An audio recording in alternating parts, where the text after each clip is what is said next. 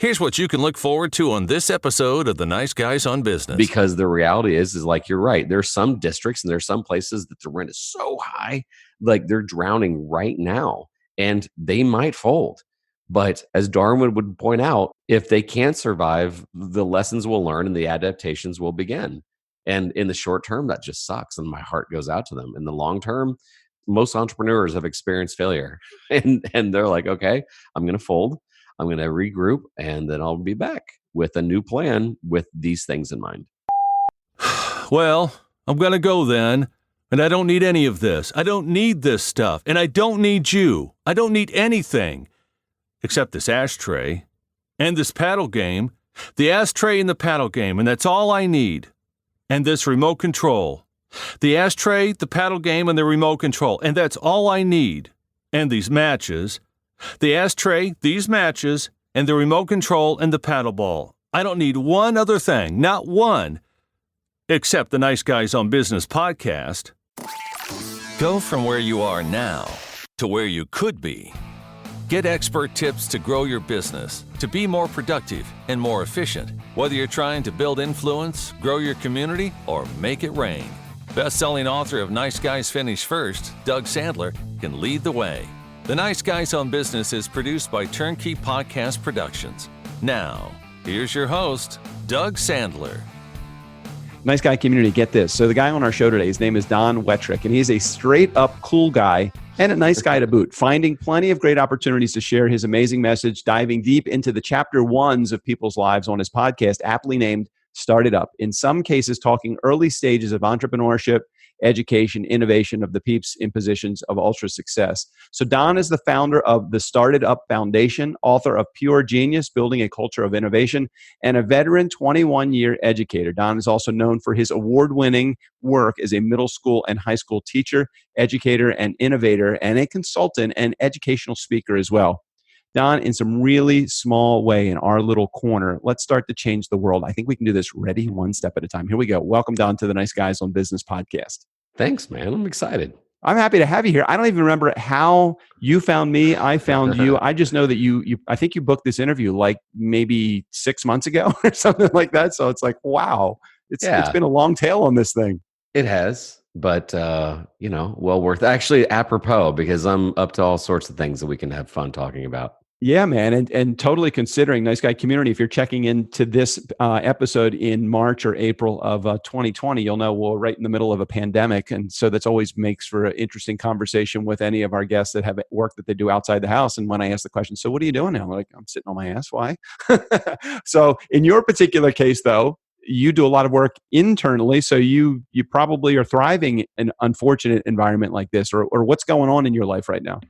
Yeah. Well, so I taught for 21 years and I had this really unusual class called Innovation and Open Source Learning. And it was incredible in the sense that it was exactly as it means. It was a class based on innovation. And so for the first 5, 6, 7, 8 weeks, we taught you how to think for yourself, how to backward design things, how to get things started.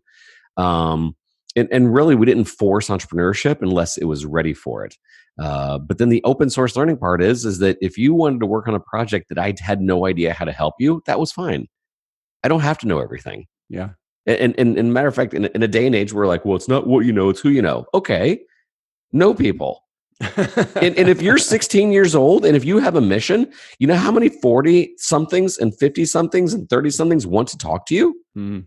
Because you're like, hey, here's what I'm working on. And then especially entrepreneurs who A, didn't like school much anyway. Normally, I'm being stereotypical here.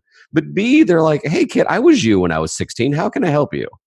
And so the open source learning part of it was probably the best is that, hey, I'm trying to learn how to code this app. Awesome. I don't do that. Here's some people I know that do, or they found them. And so the class took off and it took a life its own, and thus the consultancy stuff, I wrote a book that I was surprised on how well it did. But after that, then I started to venture into other things. And the state of Indiana asked me to start a nonprofit because we kind of oversee the state entrepreneurial pitch competition. We do a lot of other things, but sounds good. Yeah, I'll tell you more about that later. So, but then this COVID-19 thing happens, right? And so I was lucky enough to have some teachers plant this idea in my head, but they're like, hey, I normally can't teach your innovation curriculum, but we're all in e-learning, and some of these things I had that were planned have to be in person. Do you think that you could like send me some stuff? And I was like, that's a good idea. Um, hmm. So I started thinking about like what would be, because at the time we were like, we'll be out of school for 2 weeks. So I was like, okay, here's what I would do if I had a 2-week curriculum. And I started laying it out. And I was like, you know what? No one really cares about hearing from a 47-year-old guy. Who else could I bring on to like co-teach it? And I struck gold. I've been doing a podcast where I interview some interesting people. And so I reached out to some of them that just made sense. So the book that's out right now that I love is called The Future is Faster Than You Think by Stephen Kotler and Peter Diamandis. Mm-hmm. And so I reached out to Steve, and I've been lucky enough to know him now for a while. And he's like, sure, yeah, let's do that. So I was like, oh, that's cool. And then ironically enough, in that new book on page 1, they start talking about, Uber Elevate, Uber's new flying car division. And I started thinking, okay, that guy would be cool. So I contacted him. He's like, yeah, that sounds great. And so, JT McCormick, who is a CEO and an entrepreneur and an awesome individual. And I'm like, hey, yeah, that sounds great. Heck, I was late getting on your show because I was wrapping up a call with Jeff Hoffman, who, co-founded Priceline.com and it has done all these amazing things. Serial entrepreneur, helped launch the careers of NSYNC and Britney Spears and Pitbull and all these other weird things. He's like, yeah, that's great. Let's do this. I mean, I've had a ball. I hate to say it, but it seems like in the culture that we are in, the environment and the climate that we're in right now, in that climate is, everybody's stop, drop, and roll. I mean, they've got everybody is bobbing and weaving, zigging and zagging in this process of avoiding this sickness. Everybody is doing everything remotely now from their home. The entire world is working from their home right now. Talk about the environment that is ripe for innovation. Is this now the time? I would see this is now the time for your organization to thrive, learn, grow, and be a shining example to everyone. If you're in the innovation space right now, you are sitting on a wealth of, forget the money for a second, but just you're sitting on a wealth of great new capacity for people to come and see and listen to what you are all about. Yeah, but at the same time, and I agree with that, but at the same time, I'm also fighting culture of what's on Netflix. Seriously, this is what's keeping me up, is that like... Well, that's why the longer that this goes, actually, the better for the world of innovation, I think, because there is only, yes, I agree. Hey, everybody that's collecting a paycheck right now from a company and being able to stay home because their company can't have them in the office and trying to figure out, struggling how to come up with the remote environment that will be, productive for them. People that aren't forced into a position of having to manage their own schedule are really in deep doo-doo right now. I mean, I look at it and think, I've been self-employed for 30 years. And as a podcast producer and production company, I've been working remotely for 5 years building my company. And this environment that we're in right now, the only thing that is different for me is that I can't go out to eat right now. So I have to go to the grocery store. I'm actually saving money in this environment. And more people are calling me because they're like, podcasting has got to be the new fix. So I look at it and say, if you are in a position to be able to really control your schedule, fighting the culture of Netflix, yeah, I agree with you. I think that that's going to be short term. But do you see that as a long term thing that you're still going to be fighting because people can stick at Netflix for months? I share your optimism, and I think that, and you know what? Look, I'll give people a break. I mean, the first 3 or 4 days, just watching the news and being shell shocked that this is going to be the new normal for a while. Okay, I get it. You're going to binge watch NBC News. You're going to try to preoccupy yourself with what other new series or things are on Netflix. And yes, I agree that once that, like, okay, there's nothing else for me to do. Maybe I should get back to work, or maybe I should, because that's my biggest concern, is that really this course we've been put out is framed around seeing problems as opportunities. That was like a plaque on our wall, is that, I sign off most podcasts with opportunities are everywhere. Like, you trip over them. Because if you're looking out and you're listening, or we also have a saying, we create seekers and peakers, not moaners and groaners. If you're moaning and groaning, I'm listening to you, because if people are talking about it and complaining, I'm going to try to provide some solutions. So yes, I think that there's going to be some people that are going to start seeing this as an opportunity. I hope that they are, once they get over the fact, or once it is like, okay, I put on 30 pounds and I've seen everything on Netflix. Now I need to get back to work. But I'm hoping people like react quicker, because like this is the most valuable commodity we have in this time. And you could spend this time right now to learn how to create your own podcast, learn how to play the guitar, learn how to, code, whatever. But you just sitting around not doing anything shouldn't be an option.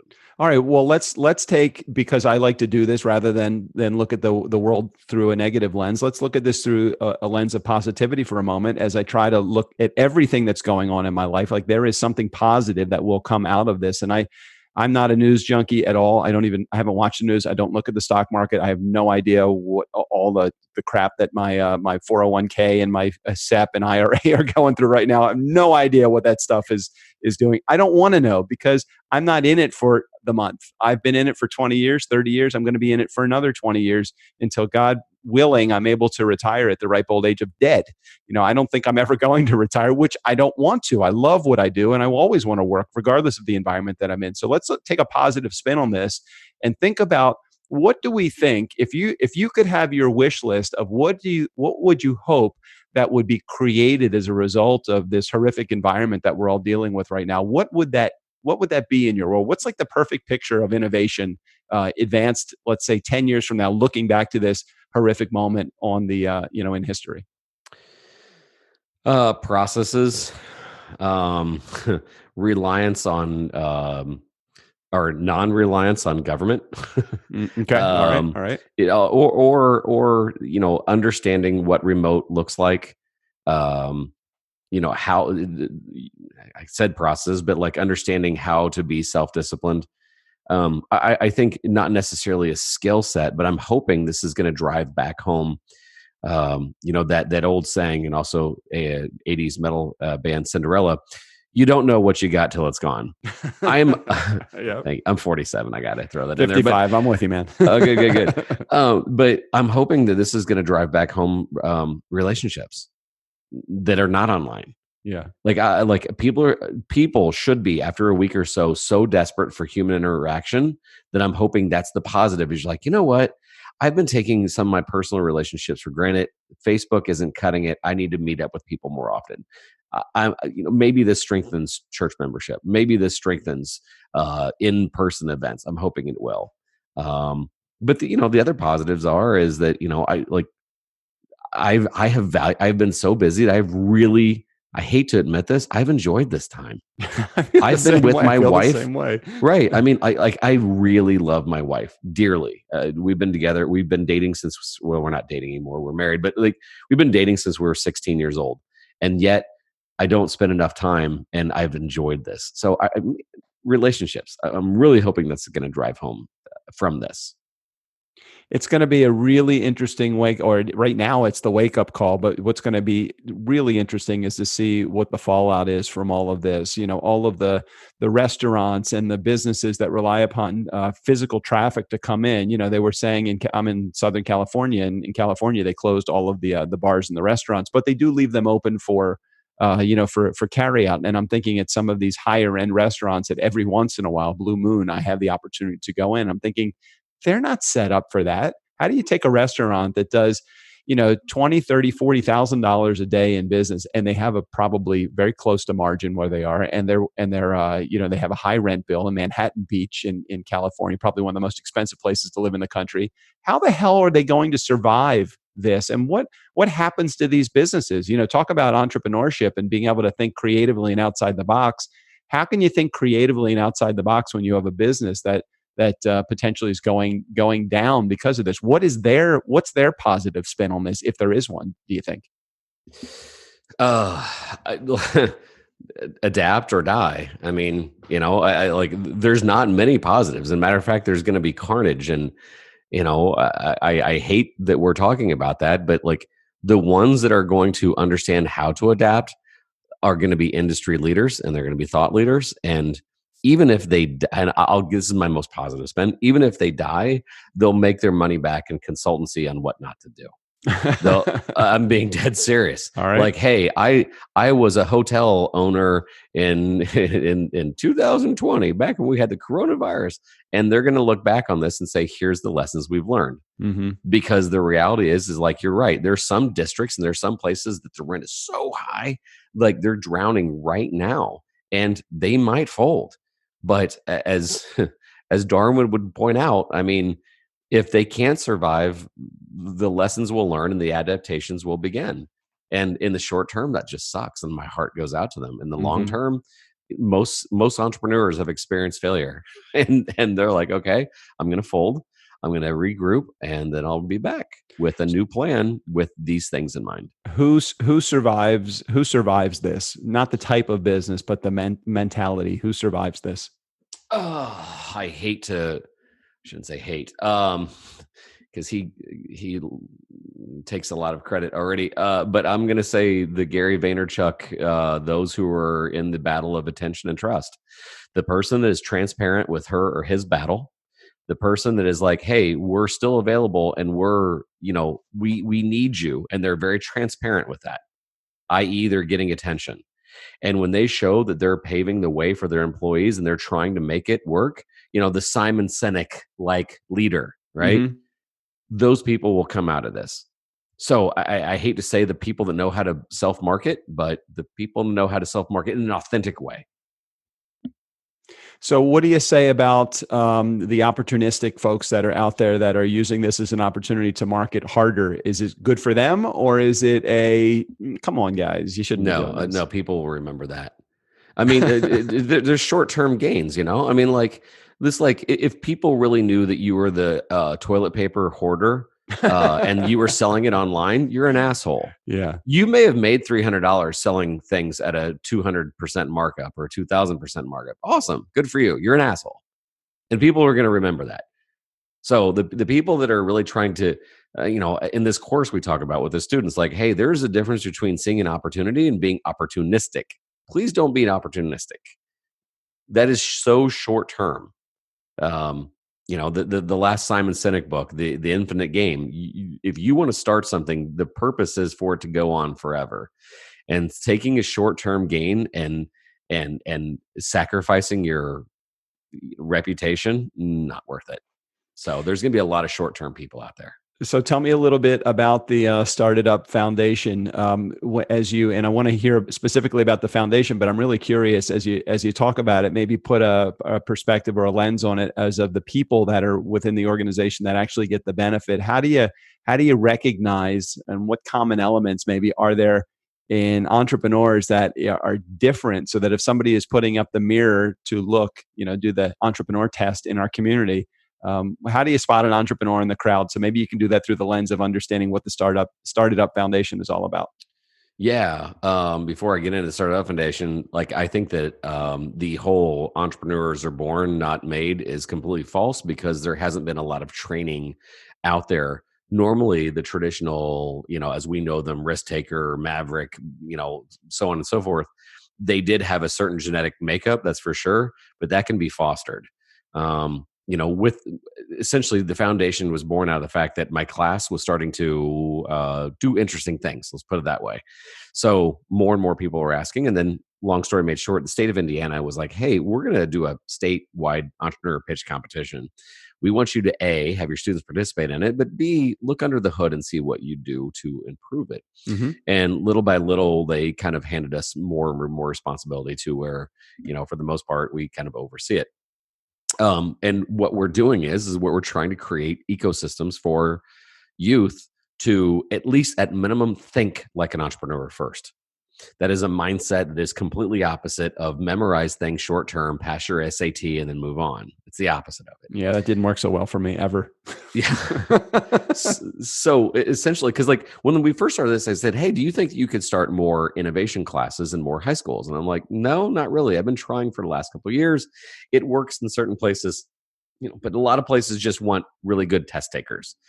And I get it. That's how they're assessed. I'm not complaining. Well, actually, I am complaining. But like that's just the reality we live in. Mm-hmm. So that I said, hey, what I could do though is like create ecosystems after school. So what we've done is, and we're right now in 7 cities and growing, but at least once a month, we get students from hopefully 2 to 3 different high schools at normally it's either a co-working space or it's a tech hub or it's an employer that is it's cool, right? Mm-hmm. And so students get there. The first 15 minutes are pizza and drinks, no charge. We always pay for it. And they get to know one another and they're networking. Hey, I'm Jason and I go to North. Oh, I'm Sally and I go to East. Oh my gosh, I should, blah, blah, blah. Then we have a guest of the evening and then they pitch a problem. And normally that's a small, deserving nonprofit. Think Opioid Crisis Center or a homeless shelter or Humane Society. And then they go, okay, here's what we are. Here's what we do. Here's what we suck at. What do you guys think? They ask questions. The students get into teams about 7 to 10 and they separate for about 35 minutes and they whiteboard and they get into this. And you know what it's like to whiteboard. It's like this intellectual awesomeness. The kids are off their phone. They're talking about possibilities and ideas and solutions and not whether Trump is triggering you today. Or I cannot believe that Nancy Pelosi is doing this today. We don't care. We're there for solutions, man. Mm-hmm. Mm-hmm. And so the students get into that, what we call an entrepreneurial way of being. That's a once a month thing. And from those, and we do like quarterly, bigger, longer hackathons or boot camps. But then at the bottom of that funnel is if students start coming to things like this, they understand how to build and scale something. That has made a better statewide pitch competition. Because a lot of times when there's a Shark Tank event for high school students, it's like, and I'm not saying this to be snarky, but a lot of times it's like, I'm going to invent a thing that's just like Amazon and I'm going to sell all the things. Or I'm going to invent a lightsaber that cures cancer because I hate cancer. And you're like, I mean, that's good, but students that start to understand how to look at a problem, break it down, whiteboard some solutions, get into that way of being, are way more engaged and way more prepared to then understand entrepreneurialism. And we don't even believe that every student that comes to this should be an entrepreneur. And as you well know, it's tough. It's not really good. But if you think like one, if you have that way of being, you are the most valued, coveted person. Like it's a talent pipeline. And that's why we get sponsorship because like companies like they want to see who shows up on a Wednesday night to solve problems. That 17-year-old is in demand because they have a better mindset. They're there to make things better. They're there to communicate, collaborate, all those buzzy buzzwords that we talk about, they're doing. And I think that's the most exciting thing. Like at the heart of what we do, that's my favorite thing the StartedUp Foundation does. So Nice Guy community, you can check out information about the StartedUp Foundation. Just go to startedupfoundation.org and I'll make sure I put a link in the show notes for it. It definitely seems like a very ripe environment to produce a lot of great outcome, a lot of great students ready to get to work. I don't remember now. I know things have changed completely since 1982 to 86 when I was at the University of Maryland. However, I know that the School of Entrepreneurship is growing and growing in leaps and bounds. But until I'm speaking to you and a couple of others that do work specifically with students, there really isn't a lot of that entrepreneurship kind of principles learning that's taught at any level of school, through 12th grade. Now, again, is this something that you see brought out countrywide eventually? Is this something that you see if Yes. you have to keep so tell me a little bit about what your vision is for this? Because the market is the market. I mean, like I remember, and I have to give him credit. I interviewed Gary Vaynerchuk a couple of years ago, and he was the one that is like saying, like, look, the education system is going to collapse on itself because it's not adjusting to the market. Mm-hmm. And the market is going heavily towards outsourcing, gig economy, contract work, people that have specialization. Like that's all an entrepreneurial skill set. True. You like I have a skill and I'm going to market it. I don't want to work for a company. I am my own company and I'm going to work with as many people as possible. And so I think that this is starting to be recognized by some. And then the early adopters, and I have to give it to my, the schools that I worked with and the school that I taught at, they saw this and that they knew that it was going to be common sense eventually. Like my innovation open source learning class is the most common sense class there is. It's a class where you learn the things that you want to learn. Shocker. The rest of the day is the things that you have to learn. Awesome. But like when everybody stops and says, you know what they should teach in today's schools, like that was the one thing, like the two things you're always told as a teacher is like, you guys don't deserve enough. Like you guys deserve more, which is funny because I'm like, you could buy me lunch today. No one's stopping you. Or you know what they should teach in school today. And it normally revolved around finances, marketing, taxes. Mm-hmm. So I was like, okay, what if there's a class where that's what you could want to work on? So if a kid goes, I just want to learn how to day trade cryptocurrency. Great. Let's do that. We set out some goals. We have some metrics for them to hit. And then I graded them on how well they were assessing themselves. Like that is going to be so common sense in the next 10 years. And those skills are because employers, hey, look, the factory model worked because factories were hiring. Now people aren't hiring factory workers. So education has to adapt to that. Yeah. Yeah. So Don, what is the best way for our community who's listening to this and hearing about innovation, entrepreneurship, your foundation? What's the best way for us to support what you are doing? Because it certainly is a worthy cause. Thank you, man. So the website is StartedUpFoundation.org. That is Started Up. I'm trying to work with the Rolling Stones. Maybe they can give me some right. You know, started up. Anyway, so StartedUpFoundation.org. And I'm probably most active on LinkedIn. That's where I seem to get the best feedback. My Twitter is deceptively like I'm not on there as much as I should be. Got the blue check mark and everything, but it just seems that it just seems like a lot of Twitter is a lot of angry politics. So you can find me on Twitter, but I'm not there. Right. Oh gosh, I can't take it. I don't care who you vote for. I do care how you treat people and how you're, getting things done. But Twitter right now is just an angry mob. So we'll make sure we put a link in the show notes. I just went over to LinkedIn, not only connected with you, but grab the link as well. That'll be in the show notes for everybody that's in our community. If you want to check out Don's work and see a little bit more about what he does. Also, he's got a book on Amazon called Pure Genius: Building Culture and Innovation, or is it just pure? Is that right? Close enough. Well, close enough. Just go over to Amazon or go over to the show notes. There'll be a link in there for his book as well. Yeah. Man, Don, I appreciate it. Anything that I can do to support, I want to try to figure out how I can align myself to give away a bunch of our online program and maybe do something virtually with some of the students in your program. You know what? As much as I'm encouraging podcasting for any and all students listening to me, because it is just a great way to A, learn, and B, have great conversations with people that you like. So yeah, I'll have to take you up on that offer. I have to get some students involved and get more kids out there interviewing. We will figure that out. I'll tell you, if you want to really create an environment where somebody that's an employer is looking very closely at somebody, you just have them listen to a handful of episodes that they're controlling an interview on the podcast. You'll find out the true spirit of a person by the way they interview. I have a feeling that could be a great interview tool for people. Absolutely. That's Very a really cool. good point. Yeah. Well, cool, Don. I appreciate you being here, and thanks for sharing your message. And I'm looking forward to helping support your foundation as well. Thank you, Doug. Hey, Nice Guy community, never underestimate the power of nice. Again, special thanks to Don Wettrick. All of his information, including access to his book and his foundation and his podcast, will be right there in the show notes. Steve O'Brien, go ahead and take us out of here. For the Nice Guys on Business, I'm Steve O'Brien. Thanks for listening. Bartender, Doug here's going to have a Cosmo, and Strickland is going to have a Fireball on the rocks. Not the little glass. Yeah, the big one, the 24-ouncer. Oh, and they'd both like a little umbrella. Just give me the bottle and charge them as much as you can.